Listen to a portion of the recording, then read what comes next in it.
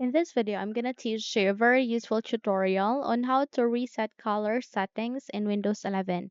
So without any further ado, let's begin. First things first, you need to navigate to the start, make a right click, scroll up and click on settings. You can also press Windows key and I key together on your keyboard, and in that way or manner, you would be able to open the settings window. Here at the settings, please proceed to the left pane and locate for the option called the system. The moment you have find the system, you need to navigate to the display, click on it,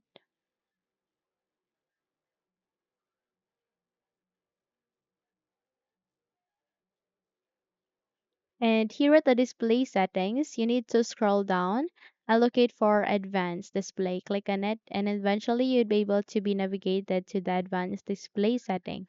So please proceed to this display adapter properties for display 1. The moment you've clicked on it, you would be able to open a small window where here you need to navigate to the third section called color management. Click on the color management here.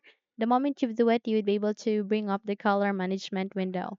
So first you need to proceed with advanced and then go with change system defaults, click on it, and another window, a similar window would show up.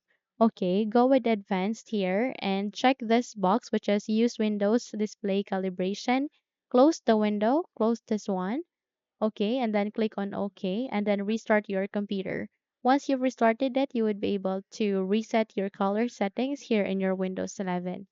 Okay, so that's it. If you think this video had helped you a lot, then don't forget to subscribe, hit the like button as well as the bell icon to be updated for more tutorials like this. Now, thank you for watching and have a good day, everyone.